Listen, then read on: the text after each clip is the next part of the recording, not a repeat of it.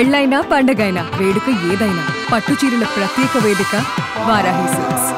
నేను దీన్ని చాలా సిస్టమేటిక్గా ఆలోచిస్తాను. 2 విషయాలు ఆలోచించుకొని మీరు వర్కౌట్ చేయండి. నవేడేస్ మీరు వచ్చి ఫిజికల్గా పనిచేస్తున్నారు. ఫ్లెక్సిబుల్ వర్కింగ్ వచ్చేసింది. నాకు ఎప్పుడు పని కావాలంటే అప్పుడు పని చేయించుకుంటా, నాకు ఎప్పుడు టైం ఉంటే అప్పుడు పని చేస్తా. Physical virtual reality. ఫిజికల్గా అవసరమైతే తప్పకుండా driver 1 hour 2 hours 3 hours driving చేయాలి. ఇప్పుడు బార్బర్ ఉంటాడు, సెలూన్కి పోవాలి, 1 అవర్ 2 అవర్స్ పని ఉంటుంది. 50% ఆఫ్ ది వర్క్స్ ఒక్కొక్కసారి ఆన్లైన్లో అయిపోతాయి.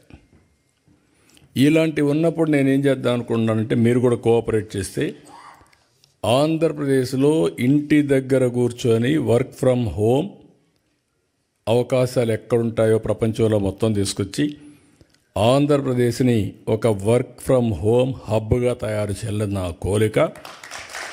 చాలామంది ఉమెన్ ఉన్నారు, చదువుకున్నారు, ఇంట్లో చిన్న చిన్న పనులు ఉంటాయి, పిల్లలను చూసుకుంటారు, వంట చేసుకుంటారు, కానీ ఒక 5-6 గంటల టైం ఉంటుంది. ఆ 5-6 గంటలు కానీ పనిచేస్తే 40,000-50,000 రూపాయలు మినిమం ఆ తెలివితేటలను బట్టి డబ్బులు వస్తాయి. అదే మరి కోవర్కింగ్ స్పేస్ కానీ, ఇంకొక పక్కన జీసీసీ కానీ, ఇలాంటివన్నీ కూడా నాలెడ్జ్ ఎకానమీలో తీసుకుపోవాలనుకుంటున్నాను. ఇన్వెస్ట్మెంట్ ఒక పక్కన, ఇంకొక పక్కన మీరు అందరూ కానీ ఎక్కడికక్కడ వర్కౌట్ చేస్తే ఇక్కడ కంపెనీస్కి అవసరమైతే మ్యాన్ పవర్ని ఫిజికల్గా కానీ వర్చువల్గా కానీ రిక్రూట్ చేసి మనం ముందుకు పోయే పరిస్థితి వస్తుంది. ఈ విషయం కూడా మీరు గుర్తుపెట్టుకోవాలి. రెండోది, అందరూ కూడా ప్రతి ఒక్క ఇంటికి ఒకరు లేకుంటే ఇంట్లో ఉండాలందరూ ఆర్టిఫిషియల్ ఇంటెలిజెన్స్ అడాప్ట్ చేసుకోవాలి. ఒకప్పుడు ఐటీ మాట్లాడాను, ఇప్పుడు మీరు ఏ డెసిషన్ తీసుకోవాలన్నా ఇమ్మీడియట్గా అడగండి చాట్ జీపీటీని, క్వశ్చన్స్ అడగండి, ఇట్ విల్ ఆన్సర్. అల్టిమేట్గా మీ మైండ్ కూడా స్టిమ్యులేట్ అవుతుంది. ఇప్పుడు ఎవరైనా సరే డెసిషన్ తీసుకునే మునుపు 10 మందితో మాట్లాడిన వాళ్ళు కరెక్ట్ డెసిషన్ తీసుకుంటారు, ఎవరితో మాట్లాడకపోతే తప్పుడు డెసిషన్ తీసుకుంటారు.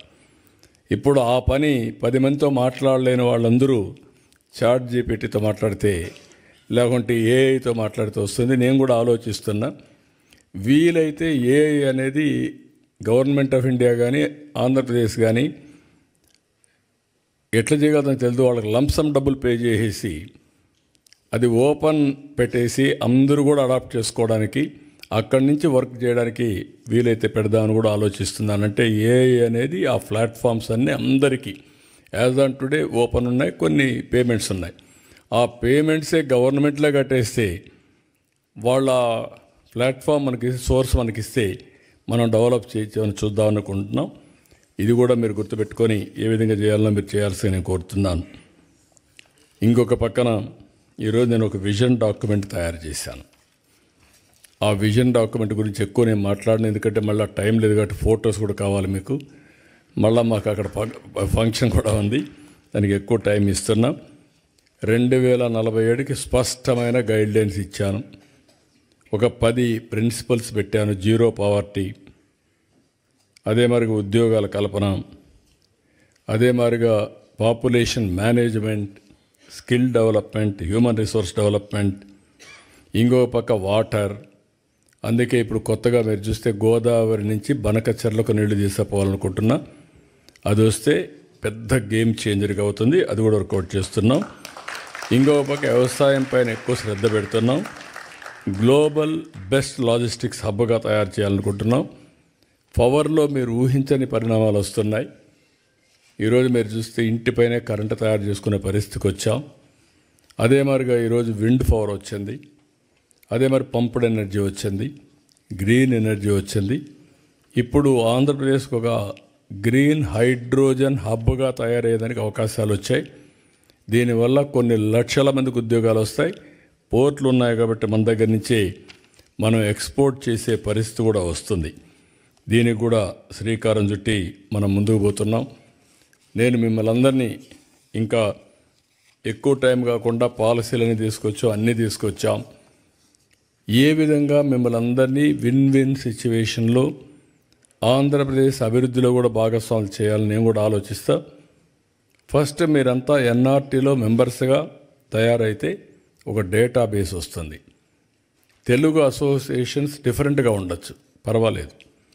కానీ ఎక్కడున్నా మీరు పుట్టినటువంటి జన్మభూమి ఆంధ్రప్రదేశ్ కాబట్టి నేను ఇంకోటి కూడా చెప్తున్నాను, నేను ఆంధ్రప్రదేశ్ గురించే మాట్లాడడం లేదు, తెలుగు బిడ్డగా మాట్లాడుతున్నా, తెలుగు జాతి కోసం పనిచేస్తా. తెలుగువారు ఎక్కడున్నా ప్రపంచంలో వాళ్ళందరూ కూడా ఒకటే అని దీంతో పోతున్నాం. మన తెలుగు జాతి బాగా అభివృద్ధి అయితే దేశం కూడా అభివృద్ధి అవుతుంది. మనం అందరం కూడా ఒక్కసారి ఇది కూడా గుర్తుపెట్టుకోవాలి. ఈరోజు నరేంద్ర మోడీ గారు ఒక డిటర్మినేషన్తో పనిచేస్తున్నాడు. ఈ దేశానికి ఏదో చేయాలని తపంతో పనిచేస్తున్నాడు. వికసిత్ భారత్ ఇచ్చారు, నేను స్వర్ణ ఆంధ్రప్రదేశ్ ఇచ్చాను.